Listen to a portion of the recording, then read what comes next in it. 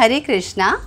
आज मैं आपको गज और ग्राह की कहानी सुनाऊंगी, जिसके अंदर जो गज था उसको ग्राह से कैसे भगवान उससे बचाते हैं इसके बारे में है। और दूसरा आज मैं आपको बताऊंगी कि हम सब ने सुना है कि शिवजी के लिए, शंकर भगवान के लिए हम त्रिपुरारी शब्द इस्तेमाल करते हैं। शंकर भगवान को त्रिपुरारी कहते हैं, तो वो त्रिपुरारी क्यों कहलाए थे आज मैं आपको इसके बारे में बताऊंगी। तो पहले मैं आपको गज और ग्राह की कहानी सुना रही हूँ। क्षीर सागर में त्रिकुट नाम का एक प्रसिद्ध एवं श्रेष्ठ पर्वत था। वह 10,000 योजन ऊंचा था और उसकी लंबाई और चौड़ाई भी उतनी ही थी। उसके शिखरों पर चांदी, सोना, कीमती रत्नों और धातुओं की रंग बिरंगी छटा दिखाई देती थी। उस पर्वत के तल में बहुत सी नदियाँ व सरोवर भी थे। उनका जल बहुत निर्मल था। वहाँ पर भगवान वरुण का भी उद्यान था, जिसका नाम ऋतुमान था। उस पर्वत के घोर जंगल में बहुत सी हथनियों के साथ एक गजेंद्र रहता था। वह सब हथनियों का सरदार था। उसकी आवाज़ से बलवान सिंह, बाघ आदि बलवान पशु डरकर भाग जाते थे और बंदर, हिरण, खरगोश आदि छोटे जानवर बेझिझक घूमा करते थे। एक बार वह गजेंद्र सरोवर में स्नान कर रहा था, तभी उसके पैर को ग्राह ने आकर पकड़ लिया। उस समय गजेंद्र ने अपनी पूरी शक्ति लगा दी अपने को बाहर निकालने के लिए, किंतु उसे सफलता नहीं मिली। कुछ दिनों तक गजेंद्र अपने को ग्राह के मुंह से खींचता रहा, किंतु ग्राह ने उसे नहीं छोड़ा। अब गजेंद्र का शरीर शिथिल हो गया था, किंतु ग्राह, क्योंकि वह जल का प्राणी था, इसलिए और ज़्यादा ताकतवर हो गया था। क्योंकि जल में रहता था, जल का प्राणी था, उसकी ताकत बढ़ रही थी। और जो गजेंद्र थे वो जल के प्राणी नहीं थे, और इसलिए उनकी ताकत जो थी वो धीरे धीरे क्षीण हो रही थी।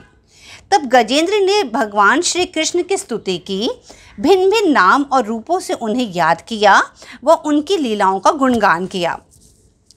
तब भगवान ने उन्हें दर्शन दिए। उस समय भगवान अपने गरुड़ को छोड़कर सीधा जल में कूद पड़े और गज और ग्राह दोनों को ही एक साथ पानी से निकाल लाए। भगवान ने अपने चक्र से ग्राह का मुंह फाड़ डाला और गजेंद्र को इस प्रकार से भगवान ने बचा लिया था। अब मैं आपको गज और ग्राह का पूर्व चरित्र बताती हूँ। जब भगवान ने गज को बचाया और ग्राह को मार गिराया, तब सभी देवताओं ने भगवान के ऊपर आकाश से फूलों की वर्षा की। अप्सराएं नाचने लगी और गंधर्व और सिद्धचारण भगवान की स्तुति करने लगे। इधर वह ग्राह दिव्य शरीर प्राप्त कर भगवान के धाम चला गया। गजेंद्र भी भगवान के स्पर्श से हर अज्ञान के बंधन से मुक्त हो गया और उसे भगवान का ही रूप प्राप्त हुआ। वह पीताम्बरधारी और चतुर्भुज हो गया। वास्तव में ग्राह पूर्व जन्म में हुहु नाम का एक गंधर्व था और उसे देवल ने शाप दिया था। गजेंद्र भी पूर्व जन्म में द्रविड़ देश का राजा था। उसका नाम इंद्रद्युम्न था। वह भगवान का उपासक था। वह सब राजपाट छोड़कर मलय पर्वत पर आराधना करने लगा था। एक बार अगस्त्य ऋषि वहां गए और उन्होंने देखा कि इंद्रद्युम्न अपना सारा कर्तव्य छोड़कर बैठा है और वह उनकी तरफ देख भी नहीं रहा। तो क्रोधवश उन्होंने इंद्रद्युम्न को शाप दिया और कहा कि जो ब्राह्मणों का अपमान करता है उसे हाथी के समान हो जाना चाहिए। इसी कारण उसे हाथी की योनि प्राप्त हुई थी। इंद्रद्युम्न क्योंकि भगवान का उपासक था, इसलिए हाथी की योनि में भी उसे भगवान की भक्ति की याद रही और इस प्रकार वह भगवान का पार्षद बनकर उनके साथ ही अलौकिक धाम चला गया।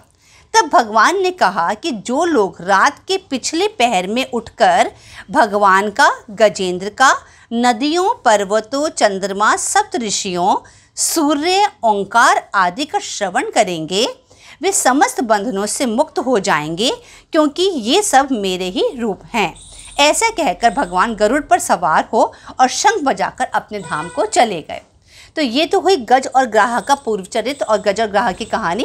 अब मैं आपको जैसे बताया था कि भगवान जो शंकर थे वो त्रिपुरारी क्यों कहलाते हैं, इसके बारे में आपको मैं छोटी सी कहानी है, मैं आपको वो सुना रही हूँ।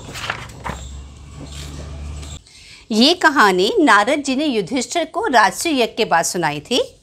एक बार भगवान श्री कृष्ण से शक्ति प्राप्त कर देवताओं ने युद्ध में असुरों को जीत लिया था। उस समय सभी असुर मायावियों के परम गुरु मय दानव के शरण में गए। शक्तिशाली मयासुर ने सोने, चांदी और लोहे के 3 विमान बना दिए। वे विमान क्या थे? 3 पुर ही थे। वे इतने विलक्षण थे कि उनका आना जाना जान ही नहीं पड़ता था। उनमें अपरिमित सामग्रियां भरी हुई थीं। वे दैत्य उन विमानों में छिपे रहकर लोकपालों का विनाश करने लगे। तब सभी लोकपाल भगवान शंकर के पास गए और उनसे मदद की प्रार्थना की। उस समय भगवान शंकर ने अपने बाण से उन तीनों विमानों पर प्रहार किया। मायावी दैत्य बहुत से उपाय जानता था। वह सभी देवताओं को उठा लाया और अपने बनाए हुए अमृत के कुएं में डाल दिया।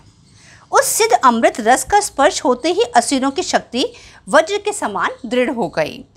इन्हीं भगवान कृष्ण ने जब देखा कि शंकर भगवान अपना संकल्प पूरा न होने के कारण उदास हो गए हैं, तब उन असुरों पर विजय प्राप्त करने के लिए उन्होंने एक युक्ति की।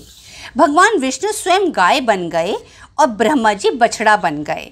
दोनों ही उन तीनों पुरों में गए और उस सिद्ध रस कुएं का सारा अमृत पी गए। वहाँ उसके रक्षक दैत्य ये सब देख भी रहे थे, परंतु भगवान की माया से मोहित होकर वे उन्हें रोक न सके। इसके बाद भगवान कृष्ण ने अपनी शक्तियों द्वारा भगवान शंकर के युद्ध की सामग्रियां तैयार की। उन्होंने धर्म से रथ, ज्ञान से सारथी, वैराग्य से ध्वजा, ऐश्वर्य से घोड़े, तपस्या से धनुष, विद्या से कवच, क्रिया से बाण और अपने अनन्य शक्तियों से अनेक वस्तुओं का निर्माण किया। भगवान शंकर ने सही मुहूर्त में धनुष पर बाण चढ़ाया और तीनों विमानों को विध्वस्त कर दिया। इस प्रकार इन तीनों पुरियों को जलाकर भगवान शंकर जो थे पुरारी की उनको पदवी प्राप्त हुई। तो इस प्रकार भगवान विष्णु ने भगवान शंकर की मदद करी और शंकर भगवान त्रिपुरारी कहलाए थे। तो और दूसरा जो गज की किस प्रकार से भगवान ने गज की रक्षा करी थी, मैंने आज आपको वो भी बताया। उम्मीद करती हूँ आपको ये स्टोरीज आज अच्छी लगी होंगी। नेक्स्ट एपिसोड में दोबारा आपसे मिलती हूँ। तब तक के लिए हरे कृष्णा।